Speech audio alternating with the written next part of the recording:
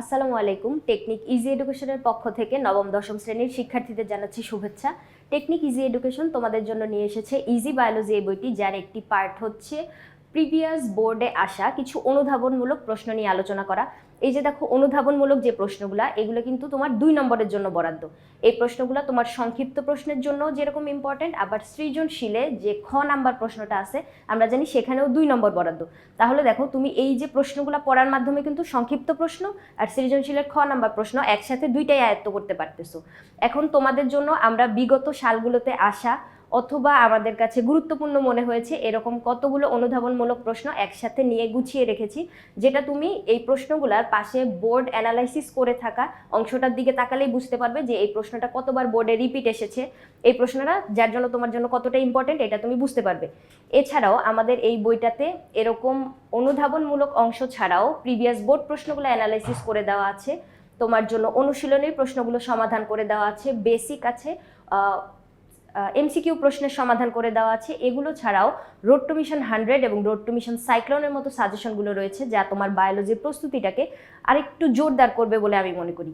দেখো, আমাদের এই বইটাতে আরও সংযোজিত আছে কিউআর কোড। তুমি যখন এই প্রশ্নগুলো সমাধান করতে যাবে সেক্ষেত্রে যদি কোনো অসুবিধা অনুভব করো, তুমি কিউআর কোডটি স্ক্যান করার মাধ্যমে সাথে সাথে একজন শিক্ষক এসে তোমার সাথে এই প্রশ্নগুলো একটু আলোচনা করবে, যার মাধ্যমে তোমার কোনো ডাউট থাকলে ওগুলো ক্লিয়ার হয়ে যাবে অথবা তুমি সহজে আয়ত্ত করতে পারবে বলে আমি মনে করি। আমাদের এই বইটাতে কিন্তু অসংখ্য কিউআর কোড রয়েছে, প্রতিটি সমস্যার সাথে তুমি একটি করে কিউআর কোড পাচ্ছ। সেক্ষেত্রে আমাদের এই বইটা হচ্ছে বাংলাদেশের প্রথম ডিজিটাল বই যে বইয়ের সাথে তুমি শিক্ষক ফ্রি পাচ্ছ। দেখো, এখানে তুমি যখন প্রশ্নগুলোর উত্তর তো তুমি পাচ্ছই, সেক্ষেত্রে একজন শিক্ষকের কাছ থেকে এই প্রশ্নগুলো একটু বুঝে নেওয়ার ক্ষেত্রে তোমার আলাদা কোনো কোর্স ফি দেওয়া লাগতেছে না। সেক্ষেত্রে আমার শহরে যে সকল শিক্ষার্থীরা আছে যারা অধিক সুবিধা ভোগ করে থাকে, এছাড়াও প্রত্যন্ত গ্রামে আমার যে শিক্ষার্থীরা রয়েছে তারাও কিন্তু এই একই ক্লাসটা ওর ঘরে বসেই করতে পারতেছে। তাহলে দেখো, এই বইটা তোমার বায়োলজি পড়াটাকে আরও সহজ করবে বলে আমি মনে করি। তোমরা চাইলে আমাদের এই ইজি বায়োলজি বইটা সংগ্রহ করে নিতে পারো। যারা ইতিমধ্যে সংগ্রহ করে নিয়েছো তাদেরকে অসংখ্য ধন্যবাদ, আর যারা সংগ্রহ করনি তাড়াতাড়ি সংগ্রহ করে নাও। চলো এবার আমরা পড়াশোনায় আসি। এখানে অনুধাবনমূলক কিছু প্রশ্ন দ্বাদশ অধ্যায়ের। দেখো, ময়মনসিংহ বোর্ড 23-এ আসা একটা প্রশ্ন কি বলছে যে অস্তিত্বের জন্য সংগ্রাম, এই কথাটা ব্যাখ্যা করতে বলছে। তাহলে দেখো, শুনলেই কিন্তু বোঝা যাচ্ছে অস্তিত্বের জন্য সংগ্রাম বলতে তুমি নিজেকে টিকিয়ে রাখার জন্য যে সংগ্রামটা, তাই না? নিজেকে টিকিয়ে রাখার জন্য মানে নিজের অস্তিত্বটা টিকিয়ে রাখার জন্য যে সংগ্রাম। তাহলে কি বলছে দেখো তো এই জায়গায়, জীব জ্যামিতিক ও গাণিতিক হারে সংখ্যা বৃদ্ধি ঘটায় এবং খাদ্য ও বাসস্থান সীমিত থাকায় জীবকে বেঁচে থাকার জন্য কঠিন প্রতিযোগিতার সম্মুখীন হতে হয়। এই যে কঠিন প্রতিযোগিতাটা, এইটাই হচ্ছে তোমার সংগ্রাম বুঝাইছে।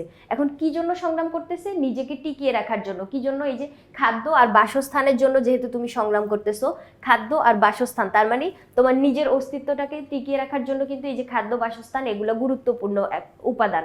তাহলে এই যে দেখো, তুমি যে সংগ্রামটা করতেছো কঠিন একটা প্রতিযোগিতা, কি জন্য? কারণ তোমার এই যে জনসংখ্যা বা যে কোনো জীবের সংখ্যা কিন্তু দিন দিন বাড়তেছে, মানে বাড়বে তো, এটাই তো স্বাভাবিক, কারণ প্রজননের মাধ্যমে প্রতি স্টেপে কিন্তু জীব তো মানে জীবের আবির্ভাব ঘটতেছে।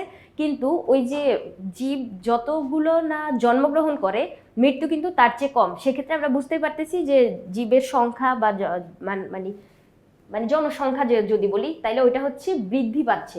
তাহলে যদি জনসংখ্যা বৃদ্ধি পায় সেক্ষেত্রে অবশ্যই খাদ্য বাসস্থান মৌলিক যে চাহিদাগুলো বেঁচে থাকার জন্য ওগুলো অবশ্যই হ্রাস পেতে থাকবে। তাহলে এখানে কি তোমাকে ওই টিকে থাকার জন্য অবশ্যই একটা কঠিন প্রতিযোগিতায় নামতে হবে। এখন এই যে তুমি প্রতিযোগিতায় নামবা তোমার অস্তিত্বটাকে টিকিয়ে রাখার জন্য, সেক্ষেত্রে এখানে আমরা 3 ধরনের মানে ডিফারেন্স দেখতে পাই, মানে 3 ধরনের সংগ্রাম দেখতে পাই। একটা হচ্ছে তোমার আন্তঃপ্রজাতিক, আরেকটা অন্তঃপ্রজাতিক, আরেকটা হচ্ছে তোমার পরিবেশের সাথে সংগ্রাম করতে হচ্ছে। এখন এই যে অন্ত আর পরিবেশের সাথে সংগ্রাম, এই যে মানে পয়েন্ট 3টা, এটা আমরা আরেকটু ডিটেলসে যদি জানি। দেখো, আন্তঃপ্রজাতিক যে সংগ্রাম, এটা হচ্ছে আন্ত বলতে আমরা কি বুঝি? ভিন্ন 2টা প্রজাতির ভিতরে। আন্ত বলতে ভিন্ন 2টা প্রজাতির ভিতরে, আর অন্ত বলতে হচ্ছে নিজের ভিতর মানে নিজের প্রজাতির ভিতরে। তাহলে এই যে আন্ত আর অন্ত কথাটা খেয়াল রাখতে হবে, যেটা আমি ছোটবেলা সবসময় ভুল করতাম, আন্ত আর অন্ত ঘোলায় ফেলাইতাম। তাহলে আন্ত বলতে ভিন্ন 2টা প্রজাতির ভিতরে। এখন সংগ্রামটা কিরকম হবে? কীট পতঙ্গ দেখো, একটা প্রজাতি, ব্যাঙ আরেকটা প্রজাতি, এখানে ময়ূর অথবা সাপ এটা আরেকটা প্রজাতি। তাহলে এই যে কীট পতঙ্গদেরকে খাদ্য হিসেবে গ্রহণ করে কে? ব্যাঙ গ্রহণ করে। আবার ব্যাঙকে খাদ্য হিসেবে গ্রহণ করলো কে? ময়ূর অথবা সাপ, ওরা ব্যাঙকে খেয়ে ফেলে। তাহলে দেখো ভিন্ন ভিন্ন কতগুলা প্রজাতি। তাহলে এই ভিন্ন প্রজাতির ভিতরে সংগ্রাম, কে কাকে খেয়ে হচ্ছে টিকে থাকবে, অর্থাৎ ওই যে খাদ্যের জন্য সংগ্রাম বলছিলাম, তাহলে কীটপতঙ্গ খেয়ে ব্যাঙ বেঁচে থাকবে, ব্যাঙকে খেয়ে আবার ময়ূর সাপ ওরা বেঁচে থাকবে। তাহলে ওরা কেউ কি চাবে তুমি আমাকে খেয়ে ফেলো তুমি বেঁচে থাকো? এরকম তো কখনো চাবে না। সেক্ষেত্রে ওরা নিজেকে বাঁচিয়ে রাখতে চাবে, আর কিন্তু তোমার আবার খাদ্যের প্রয়োজন, তোমার ওকে বাঁচিয়ে রাখা যাবে না, তুমি ওকে খেয়ে ফেল, মানে নির্মম একটা কঠিন প্রতিযোগিতা, তাই না? তাহলে সেক্ষেত্রে এরকম ভিন্ন প্রজাতির ভিতরে যখন আমরা এই কঠিন প্রতিযোগিতা দেখতে পাই, নিষ্ঠুর যে প্রতিযোগিতাটা দেখতে পাই, সেটাই হচ্ছে আমাদের আন্তঃপ্রজাতিক সংগ্রাম। এরপরে অন্তঃপ্রজাতিক, অন্ত মানে হচ্ছে নিজেদের ভিতরে। তাহলে নিজের ভিতরে সংগ্রাম, দেখো নিজের প্রজাতির ভিতরে। এখন ঘাস আর হরিণ বলতে আমি কিন্তু কোনো ঘাসের মানে উৎপাদক এটা বুঝাইনি। ঘাস আর হরিণ বলতে আমি তোমাকে এক্সপ্লেন করি, এরকম একটা বনভূমিতে অনেকগুলা হরিণ থাকে, এরকম তো না যে একটা সুন্দরবনে হচ্ছে একটাই হরিণ থাকবে, এরকম তো না। এখন অনেকগুলা হরিণ আছে, ওই হরিণের সংখ্যা যত বৃদ্ধি পাবে ওই হরিণগুলা কি করবে? ঘাস খাইতে থাকবে। এরকম মানে যে ঘাসের যে তৃণভূমির যে অঞ্চলটা, ওই অঞ্চলে সব হরিণরা যে হচ্ছে ঘাস খাবে। এখন অনেক বেশি যেহেতু হরিণের সংখ্যা, যার জন্য ওরা ঘাসগুলা সব খেয়ে ফেলবে। ঘাস উৎপাদন হইতে তো আরেকটু সময় লাগবে, সেক্ষেত্রে ওদের কিন্তু খাদ্যের অভাব দেখা দিতে পারে। এখন এই যে হরিণ নিজেরা নিজেদের ভিতরে হচ্ছে কম্পিটিশন করবে যে কে কার আগে হচ্ছে এরকম তৃণভূমি খুঁজে ওখান থেকে খাদ্যটা আহরণ করতে পারে, মানে নিজেদের ভিতরে একটা প্রতিযোগিতা। অথবা কোনো একটা ঘাস এখানে উঠতেছে, ওখানে যে হরিণটা আগে যায় হচ্ছে খেয়ে নিতে পারবে, সে হচ্ছে তার খাদ্যের জোগানটা করে ফেললো, আর যে হরিণগুলা খাইতে পারলো না তারা তো হচ্ছে খাদ্যের অভাবে ভুগবে। তাহলে নিজের প্রজাতির ভিতরে একটা তৃণভূমিতে এই কিছু পরিমাণ ঘাস আছে কিন্তু হরিণের সংখ্যা অনেক বেড়ে গেছে, তাহলে ওই হরিণগুলা নিজেদের ভিতরে যে প্রতিযোগিতাটা করবে ওইটা হবে হচ্ছে আমাদের অন্তঃপ্রজাতিক সংগ্রাম।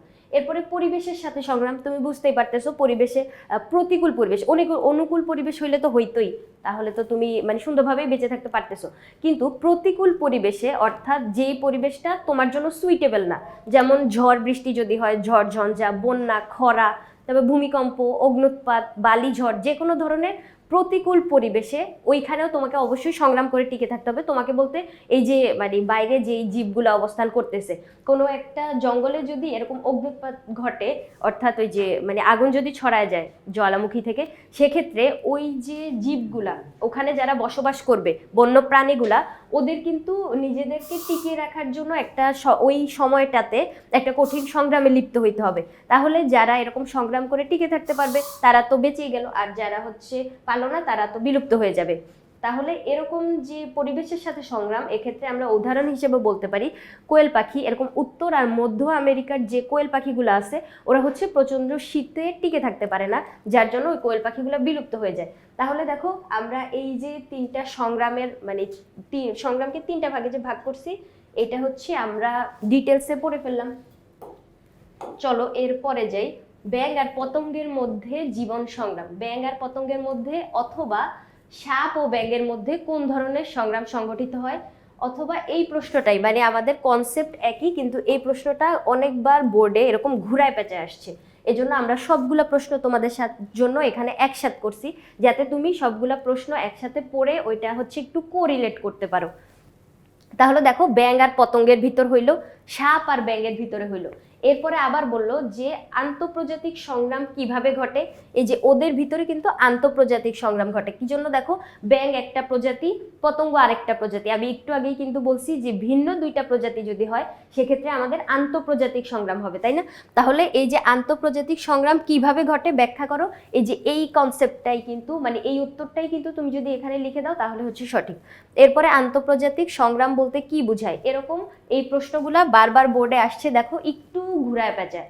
তাহলে আমরা কনসেপ্টটা যদি বুঝি, এই যে আন্তঃপ্রজাতিক বলতে আমরা কি বুঝছিলাম, একটু আগেই তো বলছিলাম, এই জায়গায় বললাম না যে আন্তঃপ্রজাতিক হচ্ছে নিজের প্রজাতির ভিতরে যে সংগ্রামটা, সরি, আন্তঃপ্রজাতিক হচ্ছে ভিন্ন প্রজাতির, অন্ত হচ্ছে নিজের আর আন্ত হচ্ছে ভিন্ন প্রজাতির ভিতরে যে সংগ্রামটা। এবার দেখো এইখানে তাহলে আন্তঃপ্রজাতিক ভিতরে আমরা বর্ণনা কিভাবে দিব, নিতান্ত জৈবিক কারণে বিভিন্ন প্রজাতির মধ্যে খাদ্য খাদক সম্পর্কের যে নিষ্ঠুর জীবন সংগ্রাম গড়ে ওঠে তাকে হচ্ছে আন্তঃপ্রজাতিক বলে। তার মানে তুমি যে কোনো প্রয়োজনে বা জৈবিক কারণে খাদ্য বা বাসস্থান যে কোনো কারণে দুইটা ভিন্ন প্রজাতির ভিতরে যখন সংগ্রাম করবা। এক্ষেত্রে দেখো এখানে কিসের বর্ণনা দিছে, ব্যাঙ আর কীটপতঙ্গ। এই যে এখান থেকে দেখো ব্যাঙ কীটপতঙ্গ খায়, অন্যদিকে সাপ ব্যাঙদের খায়, আবার ময়ূর সাপ এবং ব্যাঙ, ময়ূর হচ্ছে সাপ এবং ব্যাঙ দুইটাকেই খায়। এভাবে নিতান্ত জৈবিক কারণে বিভিন্ন প্রজাতির মধ্যে খাদ্য খাদক সম্পর্কের একটা নিষ্ঠুর জীবন সংগ্রাম গড়ে ওঠে। এটাই হচ্ছে আমাদের আন্তঃপ্রজাতিক, যেটা আমি ওই একটু আগেই বুঝেছি কনসেপ্ট, এখানে এত কথা বলার কোনো দরকার নেই। যোগ্যতমরা টিকে থাকে কেন, এইটা আবার কেমন প্রশ্ন? যোগ্যতমরাই তো টিকে থাকবে, তাই না? তাহলে যোগ্যতমরা টিকে থাকবে কি জন্য? কারণ তারা সংগ্রাম করে বিজয়ী হইতে পারতেছে। সংগ্রাম বলতে আমরা কিন্তু ওই যে একটু আগে 3টা সংগ্রাম দেখছি, তোমার নিজের প্রজাতির ভিতরেও সংগ্রাম হইতে পারে, আলাদা একটা প্রজাতির ভিতরেও সংগ্রাম হইতে পারে, অথবা তুমি পরিবেশের সাথেও সংগ্রাম করতে পারো। যে কোনো জায়গায় হোক, মানে টিকে থাকার জন্য যেই জায়গাটাতেই তোমাকে সংগ্রাম করতে হবে ওই জায়গায় তুমি সংগ্রাম করবা। তাহলে তুমি একটা মানে সংগ্রাম বলতে এটা একটা প্রতিযোগিতার মতো, প্রতিযোগিতায় যে জয়ী হবে সেই তো টিকে থাকবে। তাহলে ওই যে জয়ী হবে সে তো হচ্ছে যোগ্যতম, তাহলে যোগ্যরাই তো অবশ্যই টিকে থাকতে হবে, অযোগ্যরা টিকে থাকার তো কোনো দরকারই নেই। সেক্ষেত্রে তুমি খাদ্য গ্রহণের ক্ষেত্রে হোক, খাদ্যের সংকট দেখা দিছে, যে আগে সংগ্রাম করে সবার আগে খাদ্যটা আহরণ করতে পারবে। তারপরে হচ্ছে তুমি পরিবেশে একটা প্রতিকূল অবস্থা সৃষ্টি হয়েছে, সেক্ষেত্রে তুমি নিজেকে কিভাবে টিকিয়ে রাখতে পারতেছো, নিজের কিছু পরিবর্তন সাধন করে, অর্থাৎ অভিযোজিত হয়ে তুমি যে হচ্ছে নিজেকে বাঁচিয়ে রাখতে পারবে সে হচ্ছে টিকে থাকবে। তাহলে যোগ্যতমেরাই তো টিকে থাকবে। টিকে থাকার কারণ হচ্ছে ওরা সংগ্রাম করে জয়ী হয়ে যায়।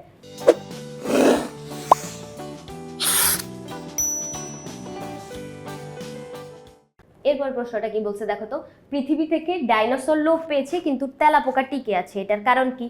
এখন যেই টিকে থাকুক তার টিকে থাকার কারণ হচ্ছে সে অবশ্যই যোগ্যতম, সে নিজেকে অভিযোজিত করে ওই সময়ে ওই পরিবেশের প্রতিকূল অবস্থার সাথে নিজেকে খাপ খাইয়ে বেঁচে থাকতে পারছে, যার জন্যই সে আজ পর্যন্ত পৃথিবীতে টিকে আছে।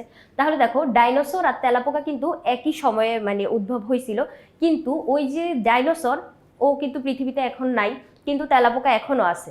সেক্ষেত্রে তেলাপোকার অভিযোজন ক্ষমতা অবশ্যই বেশি, যার জন্য সে টিকে আছে। তাহলে তেলাপোকার অভিযোজন ক্ষমতা বেশি হওয়ার কারণে পৃথিবী থেকে ডাইনোসর লোপ পেয়ে গিয়েছে কিন্তু তেলাপোকা টিকে আছে। তাহলে কারণটা কি? অভিযোজন ক্ষমতা, তেলাপোকার অভিযোজন ক্ষমতা বেশি। দেখো বিবর্তনের মাধ্যমে নতুন প্রজাতির উদ্ভবকালে দেখা যায় অনেক প্রজাতি কালের গর্ভে হারিয়ে যায়। মানে এরকম বিবর্তন টপিকটা হচ্ছে এরকম, এটা কিন্তু আমরা আগের পর্বগুলোতেও বলছিলাম, আমি আরেকটু বলে দিই। কোনো একটা জীব পৃথিবীতে আবির্ভাব ঘটবে, মানে জীবের আবির্ভাব ঘটবে, এরপরে সেই জীবটা পৃথিবীতে জীবনযাপন করবে, ও প্রতিকূল পরিস্থিতির শিকার হবে, সেক্ষেত্রে ও নিজেকে খাপ খাইয়ে হয় টিকে থাকতে পারবে, না হলে বিলুপ্ত হয়ে যাবে যে কোনো একটা। তাহলে পৃথিবীতে আসলো, কিছু কাজকর্ম সম্পন্ন করলো, নিজেকে পরিবর্তন করতে পারলে টিকে থাকলো, না হলে বিলুপ্ত হয়ে গেল। এইটাই হচ্ছে তোমার বিবর্তন। তাহলে এই যে বিবর্তনের মাধ্যমে নতুন প্রজাতি সৃষ্টি হইতে পারে, অথবা ওই প্রজাতিটা বিলুপ্ত হয়ে যেতে পারে। এখন সময়ের সাথে যেই প্রজাতিটি টিকে থাকার ক্ষমতা যত বেশি, সে বিবর্তনের ধারায় তত বেশি টিকে থাকতে পারবে। যে অভিযোজিত যত বেশি হইতে পারবে সে হচ্ছে তত বেশি টিকে থাকবে, মানে সেই প্রজাতিটা পুরাটা টিকে থাকবে। এবার দেখো যে পরিবেশ, জীবন প্রবাহ ও জনমিতির মানদণ্ডে বিবর্তনে যে যত বেশি খাপ খাওয়াতে পারবে সেই প্রজাতিটি টিকে থাকবে। খাপ খাওয়ানো বলতে হচ্ছে তোমার অভিযোজনটাকে বুঝাইছে। এই যে খাপ খাওয়ানো যে কথা, অভিযোজন হচ্ছে একই কথা। এটিকে অনেক ক্ষেত্রে অভিযোজন বলা হয়। তেলাপোকার অভিযোজন ক্ষমতা বেশি, যার জন্য তেলাপোকা টিকে আছে আর ডাইনোসর টিকে থাকতে পারলো না। এরপরে দেখো পরের প্রশ্নটা কি বলছে, মধ্য আমেরিকায় কোয়েল পাখি বিলুপ্ত হয়ে যাওয়ার কারণ। এটা কিন্তু আমরা পরিবেশের সাথে যে সংগ্রামটা তখন কিন্তু বলছিলাম, তাই না? একটু আগে আমি যখন 3 ধরনের সংগ্রাম বোঝাচ্ছিলাম, সেক্ষেত্রে আমি কিন্তু তখনই বলছিলাম যে মধ্য আমেরিকায় অথবা উত্তর আর মধ্য আমেরিকায় ওই কোয়েল পাখিগুলা প্রচণ্ড শীতের কারণে নিজেদেরকে ওইরকমভাবে অভিযোজিত করতে পারে নাই, যার জন্য ওরা ঠান্ডার কারণে জমে মরে গেছে।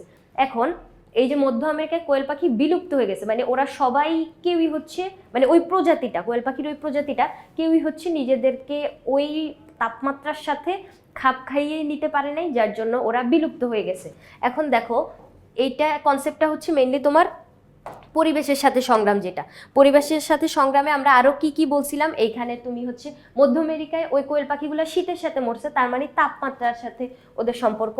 কিন্তু তাপমাত্রা ছাড়াও এখানে তোমার ঝড়, বন্যা, খরা, ভূমিকম্প, অগ্নুৎপাত, বালিঝড়, যে কোনো ধরনের প্রতিকূল আবহাওয়ায় মানে শুধু কোয়েল পাখির ক্ষেত্রে এরকম বললে, অন্য কোনো জীব মনে করো সে বন্যায় তলায় গেল গা, ওরা ওই জীবটা মনে করো সাঁতার কাটতে পারে না, সেক্ষেত্রে ও যদি ওইখানে সাঁতার শিখে অথবা যে কোনো একটা উঁচু চট্টান খুঁজে যদি ওখানে অবস্থান না করে, সেক্ষেত্রে তো ওরা বন্যায় ডুবে মরেই যাবে। এরপরে খরার জায়গায় কি হয়, ওখানে হচ্ছে পানির ঘাটতি দেখা দেয়, তাই না? অনেক দিন বৃষ্টিপাত যদি না হয়, মাটি শুকিয়ে যখন চৌচির হয়ে যায়, সেক্ষেত্রে হচ্ছে খরা হয়। এখন কোনো একটা জীব ও হচ্ছে নিজের ভিতরে পানি সঞ্চয় করে রাখতে পারলো না, কোনো একটা উদ্ভিদ মনে করো সে নিজের ভিতরে পানি সঞ্চয় করে রাখতে পারে না, এখন খরা যেহেতু হয়েছে, মাটির নিচে কোনো পানি নেই, এখন ও পানির অভাবে মারা গেছে। তাহলে ও নিজেকে যেহেতু চেঞ্জ করতে পারে নাই বা নিজের ভিতরে টিকে থাকার জন্য কিছু একটা স্ট্রেংথ তৈরি করতে পারে নাই, যার জন্য হচ্ছে এই পরিবেশের সাথে সংগ্রাম করে ওরা টিকে থাকতে পারলো না, আর কালের গর্ভে হারিয়ে গেল বা বিলুপ্ত হয়ে গেল। সেক্ষেত্রে কোয়েল পাখির ব্যাপারটা হচ্ছে এরকম, পরিবেশের সাথে, অর্থাৎ এই যে তাপমাত্রা যেটা প্রচন্ড ঠান্ডা আর তুষারপাতের ফলে, দেখো কোয়েল পাখির এই কনসেপ্টটা মনে রাখো, ওরা কিভাবে বিলুপ্ত হয়েছে, প্রচন্ড ঠান্ডা আর তুষারপাতের ফলে বিলুপ্ত হয়ে যায়। এছাড়াও যে কথাগুলো আমি বললাম যে পরিবেশের সাথে সংগ্রামে আরো কি কি হয়, বন্যা, খরা, ঝড়ঝঞ্ঝা, তারপর বালিঝড়, ভূমিকম্প, অগ্নুৎপাত, এই ধরনের প্রতিকূল পরিবেশে জীবের স্বাভাবিক জীবনযাত্রা ব্যাহত হয়। সুতরাং জীবকে তার অস্তিত্ব বজায় রাখার জন্য প্রতিনিয়ত এই প্রতিকূল পরিবেশগুলোর সাথে সংগ্রাম করতে হচ্ছে। যে প্রাণীগুলো টিকে থাকতে পারতেছে, অর্থাৎ সংগ্রাম করে টিকে থাকতে পারতেছে, তারা হচ্ছে গেইন করতেছে পৃথিবীতে, কিন্তু যেই প্রজাতিগুলো নিজেদেরকে পরিবর্তন করতে পারতেছে না, তারা বিলুপ্ত হয়ে যাচ্ছে। সেক্ষেত্রে এই যে মধ্য আমেরিকার যে কোয়েল পাখিগুলা, ওরা কিন্তু তোমার ঠান্ডার সাথে খাপ খাইয়ে নিতে পারে নাই, প্রচন্ড ঠান্ডায় ওরা বিলুপ্ত হয়ে গেছে। এরপরে কি বলছে দেখো তো, প্রকরণ বলতে কি বুঝো? প্রকরণ বলতে আমরা ভ্যারাইটিটাকে বুঝি, মানে নতুন বৈচিত্র্য সৃষ্টি হওয়াটাকে বুঝি। তাহলে প্রতিটি জীবের মধ্যে যে ভিন্নতা দেখা যায়, ওইটাই হচ্ছে প্রকরণ। এখন পরিবেশের সাথে প্রতিটি জীব নিজের আকার আকৃতি, জীবন ব্যবস্থা, মানে নিজে যে একটা লাইফস্টাইল, ওইটা পরিবর্তন করে টিকে থাকতে হবে। মানে পরিবেশ যদি চেঞ্জ হয়, তোমাকে নিজেকে ওরকমভাবে চেঞ্জ করতে হবে। তাহলে এই যে প্রতিটা জীব কিন্তু মানে সেম হয় না, কারো লাইফস্টাইল অন্যরকম হয়, কারো খাদ্যাভ্যাস অন্যরকম হয়, তারপরে কেউ এই তাপমাত্রায় বেঁচে থাকতে পারে, কেউ অথবা অধিক তাপমাত্রায় বেঁচে থাকতে পারে না, এরকম কত ধরনের আমরা ভ্যারাইটি দেখতে পাই না? তাহলে এই যে এরকম জীবদের ভিতরে মিল আর অমিল, অথবা মিল মানে খুব কমই দেখা যায়, একই প্রজাতি ছাড়া ভিন্ন প্রজাতির ভিতরে আমরা এত বেশি মিল খুঁজে পাই না। তাহলে যে অমিলগুলা, বৈসাদৃশ্যগুলা, এগুলোই হচ্ছে তোমার প্রকরণ বা ভ্যারাইটি। তাহলে এরপরে দেখো, একই প্রজাতির দুটি সদস্য, এমনকি অভিন্ন যমজ ব্যতি রেখে একই পিতামাতার দুটি সন্তানও কখনো হুবহু একরকম হয় না। মানে তুমি হচ্ছে যমজ সন্তানের ক্ষেত্রে, মানে যমজ দুইটা জীবের ভিতরে তুমি কিছু সিমিলারিটিস দেখতে পাবা, এছাড়া একই মাতা পিতার দুইটা সন্তানও কিন্তু কখনো সেম হয় না। তাহলে এরকমই আমাদের যে পৃথিবীতে কত প্রজাতির জীব আছে, তাহলে ওই যে ভিন্ন প্রজাতির জীবগুলা, ওদের ভিতরে তো সিমিলারিটিস হওয়ার কোনো মানে চান্সেসই নেই। তাহলে সেক্ষেত্রে আমরা কি বলতে পারি, এই যে বিভিন্ন প্রজাতির ভিতরে বিভিন্ন যেই পার্থক্যগুলা বা বৈসাদৃশ্যগুলা, অমিলগুলা, বৈচিত্র্যগুলা, সেগুলোই হচ্ছে আমাদের প্রকরণ। তাহলে আমরা প্রকরণ বলতে কি বুঝলাম, যে ভ্যারাইটিগুলা, অর্থাৎ বিভিন্নতা। এরপরে প্রাকৃতিক নির্বাচন বলতে কি বোঝায়? প্রাকৃতিক নির্বাচন, আবার এই প্রশ্নটা এভাবেও ঘুরে আসছিল বোর্ডে, যে প্রাকৃতিক নির্বাচন মতবাদ বলতে কি বুঝো? তো প্রাকৃতিক নির্বাচন এইটাই হচ্ছে একটা মতবাদ, মানে এই পুরা কনসেপ্টটুকু, এই ওয়ার্ডটুকুই হচ্ছে একটা মতবাদ, যেটা হচ্ছে তোমার ডারউইন দিছিল। ডারউইনের যে মতবাদগুলো ছিল, এর ভিতরে যোগ্যতমের যে টিকে থাকা, এটা হচ্ছে তার মানে একদম মূল বা বেসিক ইম্পর্টেন্ট একটা কনসেপ্ট ছিল। তাহলে দেখো, প্রাকৃতিক নির্বাচন মতবাদ বলতে এই যে এই প্রশ্নটা, দেখো এটা বোর্ডে কত বেশিবার আসছে। ঢাকা বোর্ড 16-তে আসছে, বরিশাল 17, ময়মনসিংহ বোর্ড 21, 23, 25। তাহলে তুমি বুঝতেই পারতেছো, আমরা যেহেতু তোমাদের জন্য এই বোর্ডগুলো অ্যানালাইসিস করে দিছি, তুমি কিন্তু এই প্রশ্নটা পড়ার সময় এইদিকে তাকাইলেই বুঝতে পারতেছো। দেখো, এই প্রশ্নটা বোর্ডে যেহেতু এতবার রিপিট হয়েছে, তার মানে এটা অবশ্যই একটা গুরুত্বপূর্ণ কনসেপ্ট। তাহলে তুমি এই প্রশ্নটা নিজের ভিতরে আয়ত্ত করে ফেলবা, যার কারণে যদি পুনরায় আবার রিপিট আসে, সেক্ষেত্রে তুমি অ্যান্সার করতে পারতেছো। এখন দেখো, ডারউইন হচ্ছে এই মতবাদগুলো দিছিল। তাহলে এই মতবাদের শুরুতে আমরা কি লিখবো? ডারউইনের মতে প্রাকৃতিক নির্বাচন মতবাদ হচ্ছে জীবন সংগ্রামে যেসব প্রাণী সাফল্য লাভ করে, তাদের শারীরিক গঠন প্রকৃতিতে বেঁচে থাকার প্রয়োজনে পরিবর্তিত হয় এবং প্রজননের মাধ্যমে তাদের অভিযোজিত বৈশিষ্ট্যগুলো বংশ পরম্পরায় সঞ্চারিত হয়, ফলে নতুন প্রজাতির উদ্ভব ঘটে। ওইটাই হচ্ছে প্রাকৃতিক নির্বাচন। অর্থাৎ প্রকৃতি তোমাকে হচ্ছে নির্বাচন করবে টিকে থাকার জন্য। সেক্ষেত্রে তোমার নিজেকে চেঞ্জ করতে হবে। কিভাবে?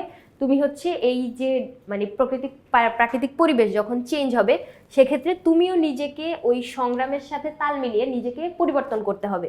সেক্ষেত্রে যেই প্রাণীটা সাফল্য লাভ করতে পারবে, মানে নিজেকে পরিবর্তন করে টিকে থাকতে পারবে, সেক্ষেত্রে ওর যে চেঞ্জটা, এটা কিন্তু ওই যে বংশ পরম্পরায় আমরা জানি পিতামাতার বৈশিষ্ট্যগুলো সন্তান সন্ততিতে সঞ্চরিত হয়।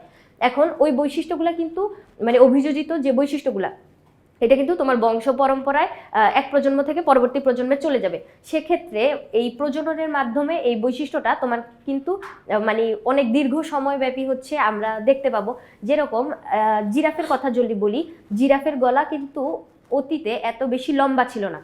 ওরা গাছের নিচের যে ডালগুলা, ওই পাতাগুলা খাচ্ছিল, জীবনযাপন করতেছিল। এরপরে নিচের দিকের পাতাগুলা যখন ফুরায় গেল, ওরা কি করলো, গলাটা উঁচু করে উপরের ডালের যে মগ ডালের পাতাগুলা খাওয়ার চেষ্টা করতেছিল। সেক্ষেত্রে এরকম চেষ্টার ফলে ধীরে ধীরে কি হলো, ওদের গলাটা লম্বা হয়ে গেল। এরপরে পরবর্তী প্রজন্মে কিন্তু জিরাফ, এখন আমরা দেখতেই পাই যে নতুন বাবু জিরাফ যদি আবির্ভূত হয়, সেক্ষেত্রে ওদের গলাটা লম্বাই থাকে, মানে এরকম একটা মতবাদ আছে। সেক্ষেত্রে এই কনসেপ্টটাই হচ্ছে বুঝাইছে যে শারীরিক গঠনের যে পরিবর্তন করে তুমি প্রকৃতিতে বেঁচে থাকলা, সেই পরিবর্তনটা তোমার প্রজননের মাধ্যমে কিন্তু বংশ পরম্পরায় সঞ্চারিত হইলো। ফলে কি হইলো, নতুন একটা প্রজাতির উদ্ভব ঘটে গেল। এটাই হচ্ছে বিবর্তনের মাধ্যমে কিন্তু মানে এরকম চেঞ্জেসটা আমরা দেখতে পাই। তারা পরিবর্তনশীল দক্ষতার পরিচয় দিয়ে বিবর্তনের প্রতিযোগিতায় জয়ী হইল। অন্যদিকে যারা এ ধরনের পরিবর্তনশীলতায় অংশগ্রহণ করতে পারলো না, তারা নিজেদেরকে টিকিয়ে রাখতে পারবে না, পৃথিবী থেকে বিলুপ্ত হয়ে যাবে। তাহলে এই যে প্রাকৃতিক নির্বাচনটা, ডারউইনের এই মতবাদটা বলতে আমরা এই কনসেপ্টটাকে হচ্ছে বুঝতেছি। এরপরে প্রাকৃতিক নির্বাচন কিভাবে প্রজাতির ভারসাম্য রক্ষা করে, অথবা এই প্রশ্নটা বোর্ডে এরকম ভাবেও ঘুরে আসছিল যে প্রাকৃতিক নির্বাচন কিভাবে পরিবেশে জীবকুলের টিকে থাকা নিয়ন্ত্রণ করে। ভারসাম্য রক্ষা অথবা টিকে থাকা কিভাবে নিয়ন্ত্রণ করবে, দেখো এই যে প্রাকৃতিক নির্বাচন কনসেপ্টটা কিন্তু একটু আগেই বলছি, কি করবে, প্রকৃতি তোমাকে নির্বাচিত করবে যে তুমি পৃথিবীতে টিকে থাকবা নাকি থাকবা না। অর্থাৎ প্রকৃতি তো চেঞ্জ হবে, সেই সাথে তুমি যদি চেঞ্জ হয়ে যাও, তোমার অভিযোজন ক্ষমতা যদি বৃদ্ধি পায়, সেক্ষেত্রে আমরা বলতে পারবো যে তুমি পৃথিবীতে টিকে থাকলা। কিন্তু যদি নিজেকে খাপ খাওয়াতে না পারো, অভিযোজিত হইতে না পারো, সেক্ষেত্রে তুমি টিকে থাকলা না। এখন প্রাকৃতিক নির্বাচন পরিবেশে জীবকুলের টিকে থাকা নিয়ন্ত্রণ করবে। হ্যাঁ, কারণ তুমি ওই যে চেঞ্জ হইলে তুমি টিকে থাকতে পারলা, মানে তোমার ওই জীবকুলটা পুরাটা টিকে থাকতে পারলো। এই কনসেপ্টটাই একটু আগে যে প্রশ্নটা বলছি ওইটাই। দেখো, উপযোগী বৈশিষ্ট্যের সংরক্ষণ, অপ্রয়োজনীয় বা ক্ষতিকর বৈশিষ্ট্য বাদ পড়ে যাওয়া। অর্থাৎ যেই বৈশিষ্ট্যটা তোমার অতীতে প্রয়োজন ছিল কিন্তু এখন লাগতেছে না, অপ্রয়োজনীয় বৈশিষ্ট্যগুলো তোমার বাদ পড়ে যাবে, কারণ এই বৈশিষ্ট্যটা তুমি আর ব্যবহার করতেছো না। তাহলে এরকম যে বৈশিষ্ট্যগুলা, অনেকদিন তুমি যদি কোনো একটা কাজ না করো, কোনো এই বায়োলজি পড়াটা যদি তুমি অনেকদিন না পড়ো, তুমি অটোমেটিক কিছুদিন পরে ভুলে যাবা। এরকমই ওই যে অপ্রয়োজনীয় বৈশিষ্ট্যগুলো বলতে হচ্ছে যেটা এখন তোমার লাগতেছে না, এরকম বৈশিষ্ট্যগুলো তুমি ব্যবহার করবে না, মানে বৈশিষ্ট্য প্রকাশ পাবে না, যার ফলে এই বৈশিষ্ট্যগুলো ধীরে ধীরে বাদ পড়ে যাবে। আর এখন তোমার টিকে থাকতে প্রয়োজন এরকম বৈশিষ্ট্যগুলোর আবির্ভাব ঘটবে। তাহলে এই কথাটাই এখানে বলছে যে উপযোগী বৈশিষ্ট্যের সংরক্ষণ, অর্থাৎ যেই বৈশিষ্ট্যটা তোমার এখন লাগতেছে, ওই বৈশিষ্ট্যটা বা ওই আচরণটা তুমি বারবার করবা, যার ফলে ওই বৈশিষ্ট্যটা তোমার আয়ত্তে থাকবে। কিন্তু যেই তোমার বৈশিষ্ট্য যেটা লাগতেছে না, অতীতে তোমার লাগছিল, যার কারণে এখন যেহেতু তুমি ওইটার প্র্যাকটিস করতেছো না, সেটা তুমি ভুলে যাবা বা সেটা বিলুপ্ত হয়ে যাবে। তারপরে জৈব বৈচিত্র্য বজায় রাখা ইত্যাদি কাজ করার মাধ্যমে প্রাকৃতিক নির্বাচন পরিবেশের জীবকুলের টিকে থাকার নিয়ন্ত্রণে ভূমিকা পালন করে। এখন এই যে প্রাকৃতিক নির্বাচন যে মতবাদটা বা প্রাকৃতিক নির্বাচন, এই কনসেপ্টটা আমাদের আসছে হচ্ছে ডারউইনের কাছ থেকে। তাহলে ডারউইনের মতে উনি কি বলছে দেখো তো। দেখো, এখানে প্রাকৃতিক নির্বাচন যে মতবাদটা, এই মতবাদটা আমাদের দিছিল হচ্ছে ডারউইন। এখন এই যে ডারউইনের মতবাদ অনুসারে উনি এরকম বলছে যে যেই প্রাণীগুলা নিজেদেরকে পরিবেশের সাথে পরিবর্তন করে টিকে থাকতে পারতেছে, ওরাই হচ্ছে মানে ওই প্রজাতিটাই হচ্ছে পৃথিবীতে মানে রাজত্ব করবে বা টিকে থাকতে পারবে। কিন্তু যারা তাদের শারীরিক গঠনের এরকম পরিবর্তন ঘটায় নিজেদেরকে টিকিয়ে রাখতে পারলো না, ওই প্রজাতিটা পৃথিবী থেকে বিলুপ্ত হয়ে যাবে। এক্ষেত্রে আমি যদি তোমাদেরকে একটা উদাহরণ দিয়ে বলি, সেক্ষেত্রে তোমার বোঝার ক্ষেত্রে আরেকটু সহজ হবে। এই যে শারীরিক গঠনের যে পরিবর্তনের কথাটা বলছে, এক্ষেত্রে আমরা জিরাফের কথাটা বলি। জিরাফ হচ্ছে তোমার দুই ধরনের ছিল, যাদের হচ্ছে গলা অনেক বেশি উঁচু ছিল, আর কিছু প্রজাতি ছিল যাদের গলা এত বেশি উঁচু ছিল না। সেক্ষেত্রে জিরাফটা যখন ঘাস পাতা খাইতে যেত, অর্থাৎ গাছের যে পাতাগুলা খেতে যেত, সেক্ষেত্রে ওই যে নিচু ডালের যে ঘাসগুলা বা পাতাগুলা, ওটা হচ্ছে ওরা সবাই সহজেই খাইতে পারতো। কিন্তু এক সময় যখন গাছের নিচের দিকে পাতাগুলো ফুরায় গেল, সেক্ষেত্রে ওই যে নিচু গলাওয়ালা যে জিরাফগুলো ছিল ওরা কিন্তু আর খাদ্য পাচ্ছিল না, অর্থাৎ খাদ্যের অভাবে ওই প্রজাতিটা কিন্তু বিলুপ্ত হয়ে গেছিল। আর লম্বা গলাওয়ালা যে জিরাফগুলো ছিল ওরা প্রকৃতিতে টিকে থাকলো।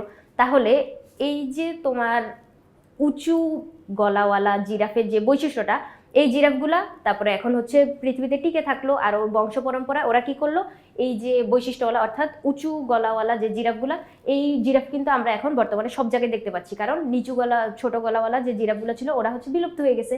এছাড়াও আরেকটা উদাহরণ আমি দিতে পারি, যেখানে তোমার একটা গাছে মনে করো তোমার কালো পোকা আর সাদা পোকা এরকম অনেকগুলা পোকা থাকে একসাথে। এখন এই যে গাছের বর্ণের সাথে, অর্থাৎ কালচে বর্ণের যে বড় গাছগুলো আমরা যদি দেখি, সেখানে তোমার কালো পোকাগুলো কিন্তু নিজেদেরকে সহজে লুকায় ফেলতে পারতেছে, অর্থাৎ ওই গাছের বর্ণের সাথে সে হচ্ছে মিলে যেতে পারতেছে। কিন্তু এখানে যদি মনে করো তোমার সাদা পোকাগুলো থাকে, ওরা কিন্তু ওই কালো গাছটাতে ওদেরকে মানে স্পষ্টভাবে দৃশ্যমান হবে। সেক্ষেত্রে ওরা নিজেদেরকে লুকাতে পারলো না। এখন একটা পাখি তো পোকা খাবে, এখন পাখিটা আসলো পোকা খাওয়ার জন্য, সেক্ষেত্রে ওর চোখে সবার প্রথমে কি পড়বে, ওই চকচকে সাদা পোকাগুলো। তাহলে ওই সাদা পোকাগুলাকে ও হচ্ছে খেয়ে ফেলতে থাকবে। এখন সাদা পোকাগুলাকে খেয়ে ফেললে ওই সাদা পোকার প্রজাতি কিন্তু তোমার বিলুপ্ত হয়ে গেল, তাই না? সেক্ষেত্রে টিকে থাকলো কারা, এই যে কালো পোকাগুলা, অর্থাৎ যারা নিজেদেরকে ওই জায়গাটার সাথে ওই সময়ে খাপ খাওয়াইতে পারছে বা নিজেদেরকে টিকিয়ে রাখার জন্য চেঞ্জ বলতে ওরা তো কালো বর্ণেরই ছিল, যার জন্য লাকিলি ওরা বেঁচে গেল। তাহলে এই যে কথাটা, অর্থাৎ প্রাকৃতিক নির্বাচনে যে টিকে থাকবে, কিভাবে টিকে থাকবে, তুমি হয় বৈশিষ্ট্য, নিজের শারীরিক বৈশিষ্ট্য, এই যে তোমার পোকাগুলার বর্ণ ছিল, জিরাফের ক্ষেত্রে গলা লম্বা ছিল, এই যে বৈশিষ্ট্যগুলোর কারণে শারীরিক বৈশিষ্ট্যগুলো পরিবর্তন করার মাধ্যমে, পরিবর্তন মানে যদি ওরা করে নাই, কিন্তু ওই যে চেঞ্জেসগুলো, লাল পোকাগুলো হচ্ছে তোমার বিলুপ্ত হয়ে গেছে, বর্তমানে তুমি দেখতে পাচ্ছ না, কিন্তু ওই কালো পোকাগুলো কিন্তু ঠিকই টিকে আছে। আবার লম্বা গলাওয়ালা জিরাফগুলা ঠিকই এখনো টিকে আছে, কিন্তু ছোট খাটো গলাওয়ালা জিরাফগুলো হচ্ছে বিলুপ্ত হয়ে গেছে। তাহলে এই যে কথাটা মানে টিকে থাকার জন্য, আবার ওদের যে বৈশিষ্ট্য তো আমরা জানি বংশ পরম্পরায় হচ্ছে সন্তান সন্ততিতে সঞ্চরিত হয়। সেক্ষেত্রে এই যে লম্বা গলাওয়ালা জিরাফ, তার যে বৈশিষ্ট্যটা, এটা অবশ্যই তার পরবর্তী বংশধরের ভিতর রিফ্লেক্ট হবে। তাহলে এখন ওই বংশ পরম্পরায় তোমার লম্বা গলাওয়ালা জিরাফগুলো হচ্ছে টিকে আছে। আবার কালো পোকা, ওই কালো পোকার থেকে পরবর্তীতে যেই পোকাগুলো উৎপন্ন হবে বা আবির্ভাব ঘটবে, ওরা তো অবশ্যই কালো বর্ণেরই হবে। সেক্ষেত্রে এই যে বৈশিষ্ট্যগুলো, শারীরিক গঠন ওই প্রকৃতিতে বেঁচে থাকার জন্য, তাহলে পরবর্তী প্রজন্মে এই বৈশিষ্ট্যগুলো, শারীরিক গঠনের বৈশিষ্ট্যগুলা পরবর্তী প্রজন্মে যায়, সেক্ষেত্রে এই প্রজাতিটা টিকে থাকতে পারতেছে। তাহলে এই যে মতবাদটা, এটাই হচ্ছে ডারউইন আমাদেরকে দিছিল, যেটা হচ্ছে ওনার প্রাকৃতিক নির্বাচন মতবাদ। এখানে কি হবে, যোগ্যতমরাই শুধু টিকে থাকবে, অযোগ্যদের টিকে থাকার কোনো অধিকার নাই, ওরা বিলুপ্ত হয়ে যাবে। এরপরে কি বলছে দেখো তো, বিবর্তন তত্ত্বের ভিত্তিতে কিভাবে নতুন প্রজাতির সৃষ্টি হয়।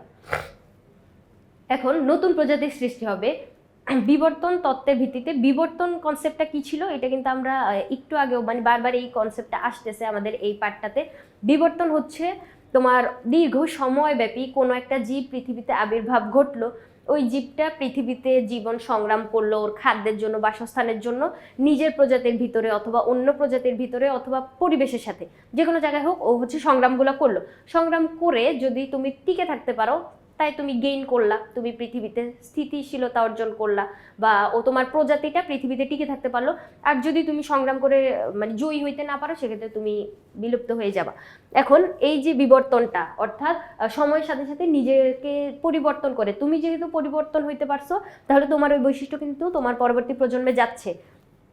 অর্থাৎ এরকম কনসেপ্টটা মানে তুমি এখন যে চেঞ্জটা অর্জন করলা, ওইটা তোমার বংশ পরম্পরা যাবে না, মানে তোমার ভিতরে এরকম কিছু বৈশিষ্ট্য আছে অলরেডি, যে বৈশিষ্ট্যটা তুমি জাগ্রত করলা বা ওইটা কাজে লাগানোর ফলে অপ্রয়োজনীয় বা মানে যেই বৈশিষ্ট্যটা কাজে লাগতেছে না ওইটা ভ্যানিশ হয়ে যাবে।